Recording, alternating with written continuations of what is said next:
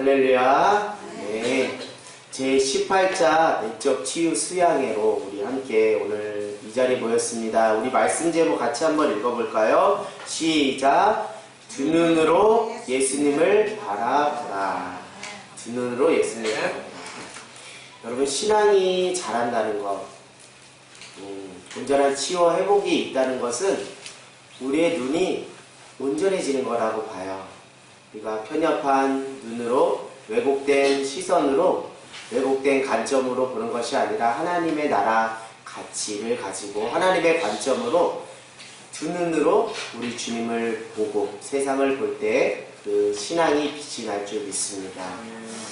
오늘 우리가 내적 치유 수양회를 통해서 정말 오늘 말씀의 제목과 같이 우리가 그동안 알고 있던 예수님이 아니라 우리가 정말 두 눈으로 우리 예수님을 바라보므로 그 예수님의 이름의 능력과 권세로 우리가 치유와 회복을 경험하는 귀한 은혜가 있기를 원합니다. 오늘 이 시간 우리가 말씀을 여러분들이 많이 알고 또 계실 줄 믿지만 말씀의 이해를 돕기 위해서 우리가 말씀을 좀 같이 나누고 더 은혜를 깊이 나누려고 합니다. 오늘 예수님께서 제자들에게 큰 질문 하나를 던지죠. 너희는 나를 누구라 하느냐라고 질문을 던집니다. 그 질문 앞에 제자들이 이렇게 답변을 합니다. 더러는 세례 요한, 더러는 엘리야, 더러는 선지자 중에 하나입니다 라고 사람들이 그러더군요 라고 이렇게 제자들이 답변했어요.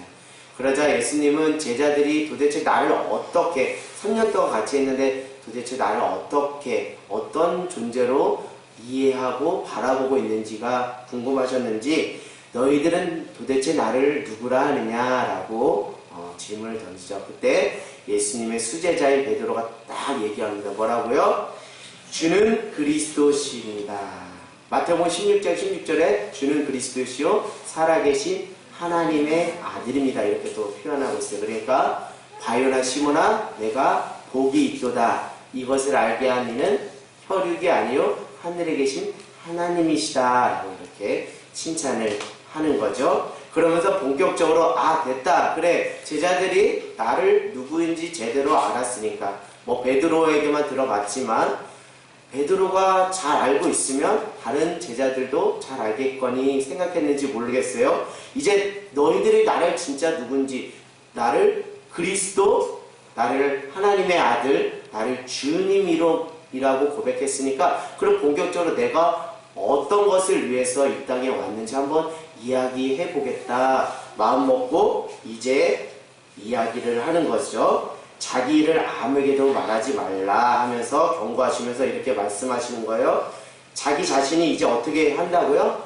고난을 받게 된다는 거예요. 그래서 장로와 대제사장들과 서기관들한테 버림을 받고 십자가 달려 죽임을 당하고 3일 만에 살아날 것을 어떻게 하셨다고요? 여기 중요한 단어가 있습니다.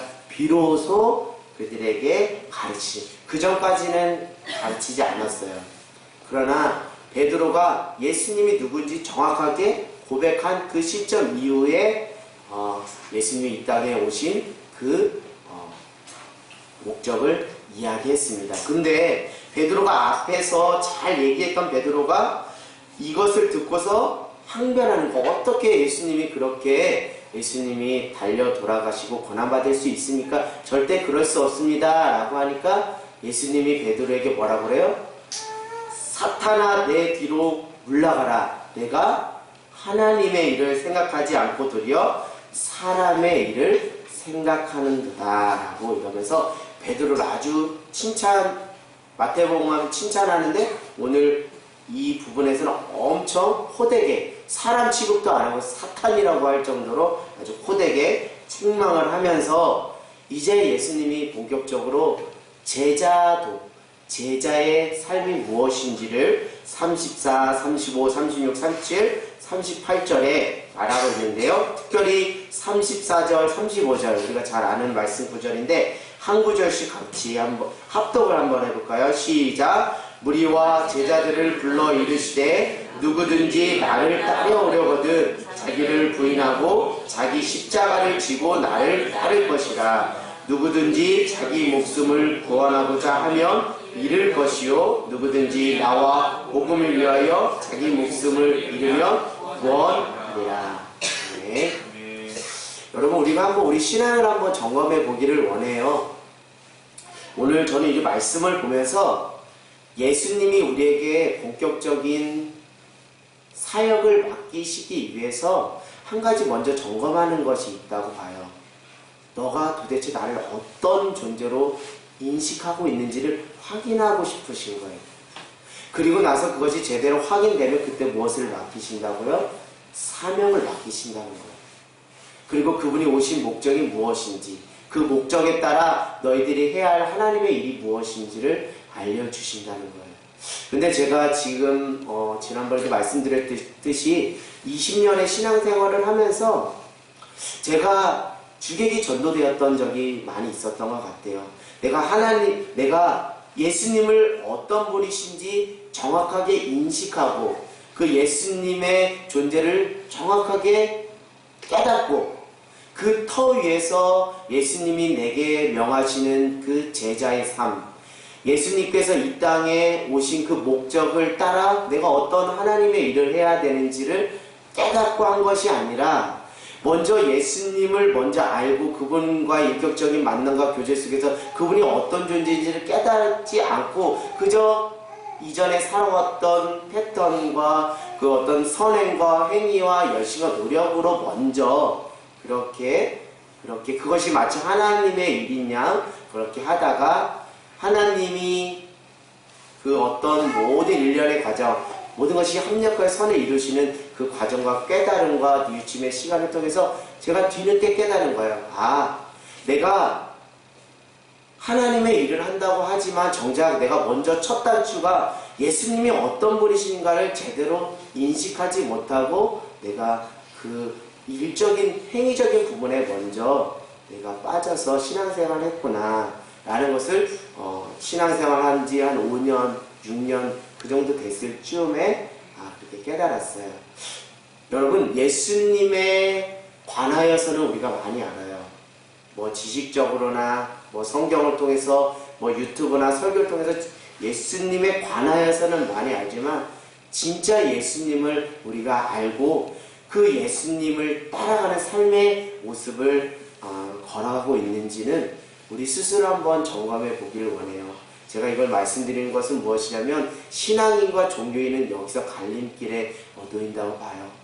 우리가 마치 예수님을 믿지만 그 예수님을 인격적으로 알고 그분의 존재를 제대로 깨닫고 그분이 명하신 사명을 감당하는 삶은 신앙인의 삶이요 제자의 삶이지만 우리가 그냥 어설프게 예수님을 알고 그냥 예수님이 이렇게 하래 라고 그래서 예수님을 따른다면 우리는 또 하나의 종교를 추구한 그냥 어떤 믿음의 대상이 뭐 부처에서 예수님으로 바뀐 그 정도 어떤 종교인의 모습에 불과하다는 생각을 하게 됩니다. 우리가 예수님을 믿는 믿음 안에서 구원을 받는다고 해요. 근데 우리가 여러분 이 질문을 한번 던져볼까 합니다. 우리가 예수님을 믿는 믿음 안에서 구원을 받는다고 할 때 많은 사람들이 강조점을 구원에 두고 있어요. 내가 구원받은데 내가 예수님을 믿으면 구원받는데 하니까 구원에 무게를 두는 거예요. 왜요? 내가 구원받는 것이 좋잖아요. 내 중심적으로 생각하면 내가 구원받는 게 좋잖아요. 그러나 우리가 균형적인 신앙의 삶을 볼 때 내가 믿음의 주로 고백하는 그 예수님을 진짜 누구인지 제대로 알면서 믿고 있는지 그 제대로 알고 믿는 믿음의 결과로서 믿음의 상으로서 우리에게 구원이 베풀어지는 것인데 우리는 우리 중심적으로 구원이 우리에게 있대 예수님을 잘 믿으면 구원이 있대 그것에 무게중심을 두고 신앙생활하는 것은 아닌지 우리 스스로를 점검해 보기를 원합니다. 맞습니다. 예수님을 믿는 믿음 안에서 구원받는 건 맞아요. 그것이 복음입니다. 그러나 그것이 복음임을 온전히 깨달으려면 우리가 믿음의 주로 고백하는 그 예수님이 진짜 나에게 어떤 분이신지 온전히 깨닫고 신앙으로 입술로 고백하는 귀한 은혜의 밤이 되기를 원합니다. 아멘. 여러분 예수님을 진짜 알고 계신가요? 다시 우리가 인간관계 속으로 들어가서 내가 상대방을 진짜 알고 있는지 한번 점검해 보기를 원해요. 내가 가정 안에서 남편을 진짜 알고 있는지, 내가 아내를 진짜 알고 있는지, 내가 자녀들을 진짜 알고 있는지, 내가 부모님들을 진짜 알고 있는지, 내가 목회자를 진짜 알고 있는지, 내가 성도들, 지체들을 진짜 알고 있는지를 스스로에게 질문하면서 그 답을 스스로 찾기를 원합니다. 제가 왜 이 질문을 드리냐면 온전한 관계를 맺기 위해 필요한 것이 첫 번째 무엇이냐면 내가 상대방을 어떤 존재로 규정하는지가 중요하다는 거예요. 내가 상대방을 어떤 존재로 규정하느냐에 따라서 그 첫 단추가 잘 깨어지면 그 안에서 무엇이 열매 맺게 된다고요? 온전한 관계를 맺게 된다는 거예요. 우리가 예수님과 인격적인 만남, 그 관계를 맺기 위해서 오늘 제가 말씀드린 것처럼 내가 예수님을 어떤 분으로 규정하는지, 그것이 정말 성경이 말하는 그 것과 동떨어 있지 않은지, 맥락을 같이 하는지, 그것을 점검하고 나서 그 터 위에서 예수님과의 인격적인 관계, 사랑과의 인격적인 관계, 깊이 있는 관계가 되는 거예요. 그러나 내가 저 사람을 볼 때 그냥 저 사람을 터부시하고 그냥 저 사람을 가볍게 취급하는 그 정도 수준의 존재를 규정하면 우리가 그 사람과 온전한 관계를 맺을 수 있을까요? 절대 그럴 수가 없죠. 우리가 온전한 관계, 온전한 신앙을 형성하기 위해서는 내가 믿음의 주로 고백하는 그 예수님을 내가 온전히 어떤 분으로 깨닫고 규정하고 고백하고 있는지, 또 우리의 삶에서 관계 속에서 내가 한 사람 한 사람을 만날 때 그 사람을 내가 어떤 존재로 규정하는지, 그냥 가볍게 그냥 내 이용의 수단으로 아니면 그냥 한번 스쳐지는 그 정도의 사람으로 여긴다면 우리는 그냥 피상적인 수박 겉핥기식의 관계를 맺을 거예요. 지난번에 목사님 말씀하셨죠? 신앙이 깊어진다는 것은 무엇을 맺는 거라고요? 온전한 관계를 맺는 거라고요. 그런 차원에서 보면 우리가 예수님을 어떤 분, 상대방을, 타자를 어떤 존재로 규정하느냐는 참 중요한 것 같아요. 그것이 어그러지면, 그 첫 단추가 잘못 끼기 시작하면 그것에서부터 불협화음이 나기 하는 것입니다. 어떤 선교사님이 한 이야기예요. 우리 송재성 목사님, 또 우리 김가람 강교사님, 이재영 목사님 같이 특강하면서 들었던 이야기 다 아실 텐데, 그 선교사님은 선교지에서 선교를 하다가 안식하러 나오신 그 선교사 분들을 대상으로 강의를 하시는 강사로 활동하시는 선교사입니다. 근데 선교지에서 안식을 하고 안식년을 맞아서 선교 훈련을 받기 위해 나온 선교사 분들이 많이 하는 이야기가 바로 이거라는 거예요. 우리끼리 모이니까 선교사님 너무 좋다는 거예요. 우리끼리 모이니까 너무 좋다는 거예요. 그래서 그 강사로 섬기는 선교사님이 왜 그렇게 말하는지 도무지 이해가 되지 않고 저건 아닌데 하는 가우뚱한 표정을 지었다고 해요. 그래서 왜 그렇게 고백하냐고 했더니, 왜냐면 선교지에서는 원주민들에게 우리가 매일같이 에너지를 쏟아야 되고 사랑을 줘야 되고 뭔가 다 퍼줘야 되고 하는 그런 거잖아요. 우리가 받을 수 있는 게 아무것도 없잖아요. 라고 그렇게 이야기를 했다는 거예요. 그래서 강사로 섬기는 그 선교사님이 그 선교지에서 나와서 훈련받는 선교사 분들에게 강하게 권면했다는 거예요.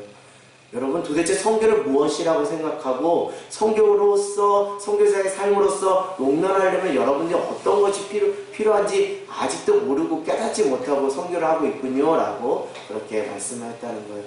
선교사들이 많이 생각하는 원주민들을 어떤 존재로 보는 거예요? 원주민들을 그저 우리가 사랑을 줘야 되고 에너지를 쏟아야 되고 다 퍼줘야 되는 그런 존재로만 생각을 한 거예요. 그러면 그런 생각으로 선교지에 나가면 선교사가 롱런할 수 있을까요? 절대 그렇게 할 수 없어요. 그래서 왜 그렇게 생각하느냐는 거예요. 원주민을 통해서도 도리어 하나님의 은혜를 본인들이 경험할 수 있지 않느냐는 거예요. 원주민을 통해서도 하나님의 사랑을 경험할 수 있고 그들을 통해서도 에너지를 받을 수 있는데 왜 선교사님들은 왜 그 원주민들을 그런 존재로만 규정하느냐 이런 거예요. 제가 말씀드린 것은 우리가 타자를 내 중심적 사고의 틀이 아니라 내가 정말 하나님의 관점에서 타자를 어떻게 바라보느냐는 온전한 관계의 시작이요, 선교의 시작이요, 전도의 시작인 줄 믿습니다. 할렐루야. 여러분들이 오늘 한 가지 깨졌으면 하는 게 있어요. 뭔가 여러분들이 다시 돌아봤으면 하는 게 있어요. 내가 생각하는 타자에 대한 규정이 정말 옳은 규정인지 혹은 자기 중심적인 사고의 틀 안에 갖춰진 규정은 아닌지 여러분 스스로를 점검하고 깨닫는 저와 여러분이 되기를 원합니다. 여러분 한국교회 공동체에 많은 위기가 있고 공동체가 깨진다는 소문을 여기저기서 쉽게 들어요. 그것은 왜일까? 저는 이렇게 생각합니다. 자기 중심적, 그것도 다 욕심에 해당하는 거예요. 자기 중심적으로 상대방을 규정했기 때문에 그것이 서로 수용이 되고 이해가 되는 것이 아니라 서로 충돌이 되고 서로를 위해서 나를 헌신하는 그런 태도로 나가는 것이 아니라 뭐예요? 상대방을 향해 주장하는 태도로 나가다 보니까 공동체가 깨진다라고 저는 생각합니다. 우리가 흔히 여러분들은 그렇게 생각할지 모르겠지만 다른 분들의 말을 빌려서 말씀을 드릴까 해요. 목사님들은 에너지를 성도들에게 끼쳐야 되는 존재로 많이들 생각하고 계시더라고요. 목사님들 사랑을 줘야 하는 사람으로. 그런데 여러분 뒤집어서 생각해 보세요. 목사님들도 에너지를 성도를 통해서 받을 수도 있고 사랑을 받을 수 있는 존재이면 안 될까요? 우리가 이 생각을 좀 바꾸자는 거예요. 성도들은 무조건 에너지를 받아야 되는 사람, 성도들은 수동적으로 따라와야 되는 사람, 이렇게 우리가 생각하는 분들이 좀 있는데 성도님들도 에너지를 또 줄 수 있고 사랑을 베풀 수 있는 그런 존재로 우리의 규정을 뒤바꾸면 안 될까 싶습니다. 성도님들도 은혜를 따라 자발적으로 주도적으로 교회를 섬길 수 있는 동역자라는 그 규정이 있다면 그런 생각의 전환과 자기 중심적인 사고의 틀을 뛰어넘어 하나님 중심의 사고로 상대방을 본다면 그 첫 출발에서부터 공동체가 잘 세워지리라 믿습니다. 우리 앞뒤 옆 사람과 이렇게 고백하길 원해요. 당신이 나의 동역자입니다. 이렇게 고백할까요? 당신이 나의 동역자입니다. 당신을 통해서 힘을 받습니다. 당신을 통해서 은혜를 받습니다.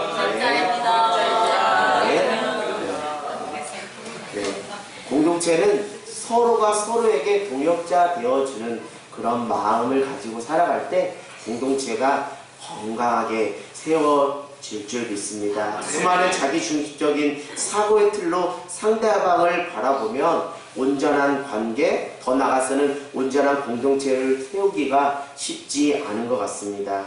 오늘부터 하나님 중심의 관점으로 상대방을 새롭게 바라보는 눈이 생기기를 주님의 이름으로 간절히 소망합니다. 아멘. 가정 안에서도 마찬가지인 것 같아요. 왜 가정 안에서 오해가 생기고 관계가 어려워지냐면 내가 내 중심적인 사고의 틀 안에서 남편을 보고 또 아내를 보고 자녀를 보고 부모를 바라보기 때문에 그래요.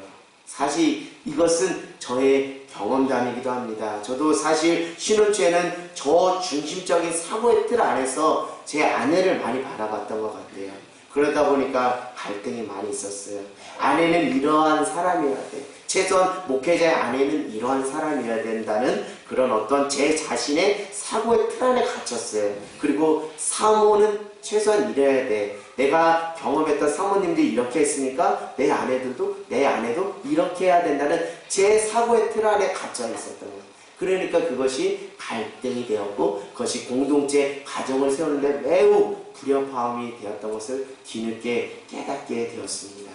사랑하는 여러분, 아내들을 바라볼 때, 또 자녀들을 바라볼 때, 남편들을 바라볼 때, 또 부모님을 바라볼 때 여전히 자기 중심적 욕심의 틀 안에서 상대방을 규정하고 주장하고 요구하는데 급급하지는 않은지 우리 스스로를 점검하기를 원합니다.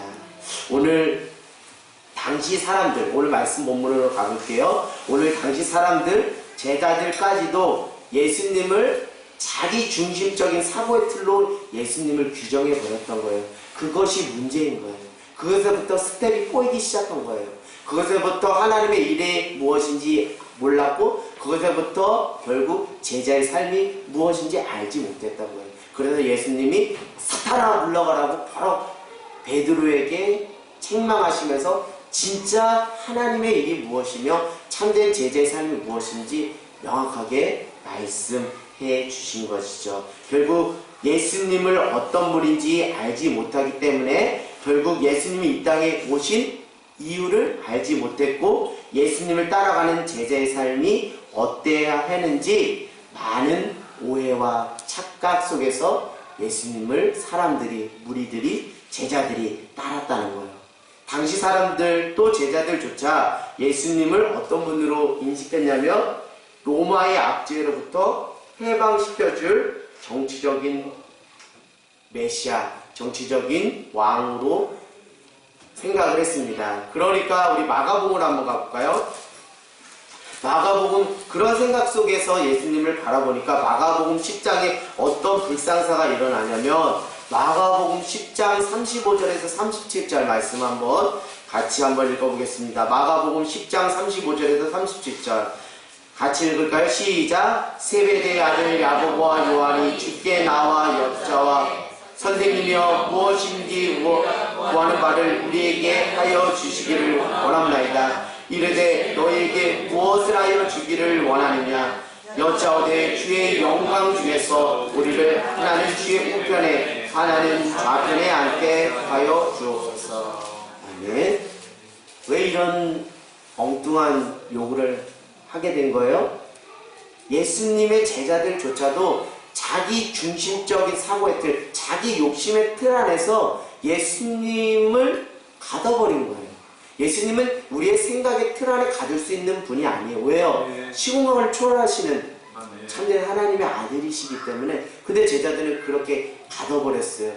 그냥 정치적인 왕으로 가둬버렸어요. 그러니까 사람들이 예수님을 왕으로 막 세우려고 하니까 예수님이 어떻게 해요? 산으로 도망가서 거기서 또 기도하는 장면을 우리가 성경에서 볼 수 있습니다. 저는 베드로를 참 좋아해요. 베드로가 완벽하고 퍼펙트해서 베드로를 좋아하는 것이 아니라 뭔가 잘하다가도 2%가 부족해서 예수님한테 책망받는 그것을 보면 마치 저의 모습을 보는 것 같아서 매우 친근감이 듭니다. 오늘 마가복음 8장 29절에 아주 멋진 고백을 하죠. 우리 고백 여러분 다 아시는 또 물으시되 너희는 나를 누구라 하느냐? 베드로가 대답하여 이르되 주는 그리스도시니라. 아주 좋은 고백, 아주 칭찬받을 고백을 했어요. 그런데 그 고백은 어떤 고백이냐면 예수님은 나의 주님이시며 예수님은 나의 구원자 메시아입니다 라는 고백이에요. 이 고백은 마태복음 16장 16절에 또 동일하게 고백을 하고 있는 거예요. 그러더니 이제 어떤 저기를 하냐면 예수님의 오심을 잘못 파악해서 예수님은 절대 어떻게 할 수 없다? 고난 받을 수 없습니다. 고난 받으려고 이 땅에 오신 분이 아닙니다. 영광을 누려야 될 분입니다 라고 그가 착각해서 막 예수님을 말리고 하는 거죠. 그랬더니 예수님이 이제 책망하는 건 이 사탄아 물러가라. 너나 하나님의 일을 생각하지 않고 사람의 일을 생각하는구나 라고 말하는 거. 또 야고보와 요한은 또 예수님이 어떤 왕이 되면 자기가 좌편에 또 자기가 우편에 어떤 높은 위치의 그 관직에 한 자리를 해먹고 싶은 그런 착각과 그런 자기 중심적 욕심에 빠져버린 것이죠. 베드로가 왜 이런 상반된 모습을 보이냐면 그것은 베드로가 누구를 제대로 알지 못했다는 거예요. 예수님을 온전히 어떤 분이신지를 깨닫지 못했다는 거예요. 우리가 믿는 믿음의 실체, 믿음의 대상이 누구시죠? 그분이 바로 예수님인 거예요. 저는 믿음에 대해서 요 근래 많이 생각을 하게 됩니다. 우리가 믿음, 교회에서 많이 이야기하는 단어 중에 하나가 믿음이라는 단어예요.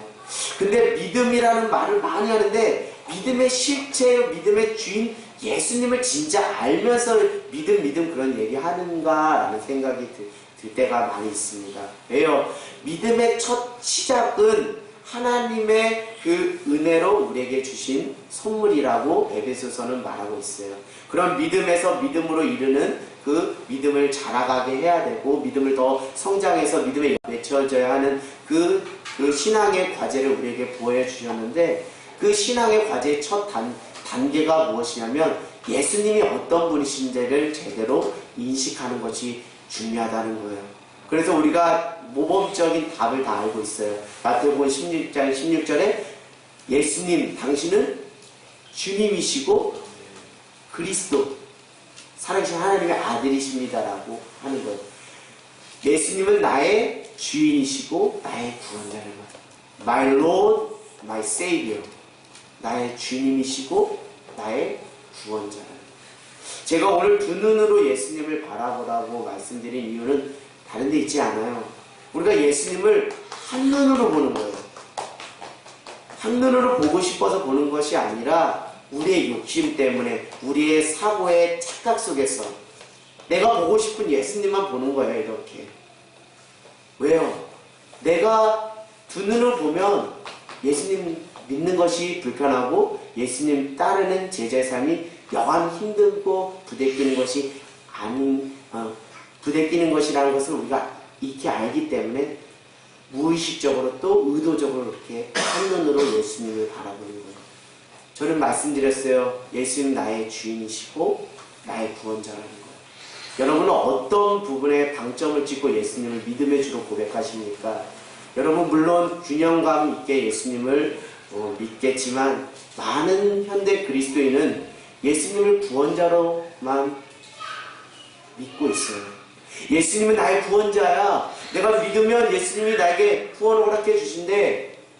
예수님을 믿는 믿음 안에서 구원을 받는데 라는 구원자로서의 예수님에만 방점을 찍고 살아가고 있어요. 그래서 내 질병을 고쳐주실 구원자 예수님, 나의 물질을 어려움을 해결해 주실 그 부분에서의 구원자 예수님, 내가 출세할 수 있는 그 부분에서의 구원자 예수님, 내가 어떤 고난과 상처와 아픔의 그 자리 수렁에서 끄집어낼 정도의 그 부분에서의 구원자 예수님, 그 부분에만 우리가 신경을 쓰고 그 부분에서만 우리가 예수님을 환영하고 박수치는데, 도리어 반대로 예수님이 나의 주인이십니다 라는 부분에서는 우리가 의도적으로 한눈을 감고서 예수님을 구원자 예수님만 바라보고 있지 않은지.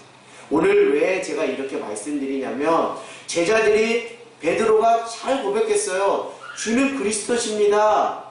그리고 주인이십니다. 예수님 주 이렇게 말씀했잖아요. 예수님은 주인이십니다. 그리고 그리스도이십니다. 잘 고백했어요. 근데 엉뚱한 이야기를 한 것은 베드로조차도 또 제자들조차도 당시 사람들조차도 주인으로서, 나의 주인으로서의 예수님은 눈을 감아버리고 메시아로서의 예수님만 바라본 거예요. 그래서 그 메시아로서의 예수님도 착각한 거예요. 하나님의 나라로서의 메시아가 아니라 정치적인 메시아, 로마의 압제로부터 해방시킬 그 메시아로 본 거예요. 그것이 잘못되다 보니까 결국 무엇이 잘못되는 거예요? 하나님의 일을 우리가 생각하지 않고 도리어 무엇을 생각하게 되는 거예요? 하나님의 일을 생각하게 되고, 그것이 잘못되다 보니까 제자도가 삐걱대는 거예요. 제자도가 무엇인지 생각하지 않고, 제자의 삶이 무엇인지 염두하지 않고 살아가게 되는 것입니다. 여러분, 우리가 예수님을 믿는다는 건 두 축에서 균형 가지고 두 눈으로 봐야 되는 거예요. 예수님 나의 주인이시라는 거. 예수님이 나의 주인이시라는 것은 나는 상대적으로 무엇이라는 거예요? 내가 종이라는 거예요. 종은 주인의 뜻을 따르는 거예요. 예수님이 나의 주인이니까 예수님의 뜻을 따르는 거예요. 그게 나의 삶의 모습이고 제자의 삶이고 그것이 하나님의 일에 합당한 부분이에요. 근데 그것을 감아버리고 그냥 구원자로서의 예수님. 근데 그 구원자로서의 예수님을 지극히 현세적인 개념에 가두어서 그렇게 예수님을 믿고 따르고 있지는 않은지 우리 스스로를 점검하기를 원합니다. 여러분은 예수님을 어떤 분으로 알고 예수님을 어떤 분으로 고백하고 계십니까? 저는 부디 바라고 원하기는 예수님 나의 주인이십니다. 예수님 나의 구원자입니다는 그 균형된 두 시각과 두 눈을 가지고 예수님을 바라볼 때 우리의 모든 행위와 그 열심이 하나님의 나라와 무관한 것이 아니라 하나님의 나라, 교회 공동체를 세우고 하나님께 영광을 돌리는 제자의 삶을 살아가는 그 첫 단추가 될 줄 믿습니다. 할렐루야. 오늘 그 눈을 뜨는 저와 여러분 모두가 되기를 원합니다. 여러분, 믿음이라는 것이 부처에서 예수님으로, 산신령에서 예수님으로 그 대상을 바꿨다고 그 사람 믿음이 있다, 믿음이 들어갔다 이렇게 말하는 것이 아니에요. 제가 말씀드린 것은 그 대상을 바꾸는 것은 물론 당연한 것이고, 내가 믿음의 주로 고백하는 그 예수님을 온전한 그 하나님의 나라 관점을 가지고 하나님의 눈으로 그 예수님을 바라볼 때 그 안에 온전한 믿음이 들어갈 줄 믿습니다. 여러분, 신앙은 예수님과 온전한 관계를 맺는 것이며 또 동시에 사랑과 온전한 관계를 맺는 것입니다. 말씀을 마칠까 해요. 혹여나 오늘 우리가 내적 치유 수양회를 통해서 내 욕심에 갇혀서 자기 사고의 틀 안에서 우리가 예수님을 바라보고 있지는 않은지, 내 아내, 또 내 남편, 내 자녀, 또 내 부모를 그렇게 보면서 내가 그들을 위해서, 타자를 위해서, 또 주님의 영광을 위해서 나를 헌신하고 내가 미련이 되겠습니다라는 그 삶의 태도와 자세가 아니라 도리어 주장하기에 급급한 삶의 모습으로 살아가지는 않았는지 저 자신, 또 우리를 돌아보는 저와 여러분이 되기를 원합니다. 주님은 우리를 하나님의 일에 쓰임받는 주님의 참된 제자로 부르는 줄 믿습니다. 그 첫 단추는 주는 그리스도시요 살아계신 하나님이십니다. 예수님은 my Lord, my Savior, 나의 주, 나의 구원자입니다라는 두 눈으로 예수님을 바라보는 그 믿음의 온전한 시각이 있을 때 온전히 예수님 관계를 맺고 온전한 관계 속에서 살아가는 귀한 은혜가 될 줄을 믿습니다.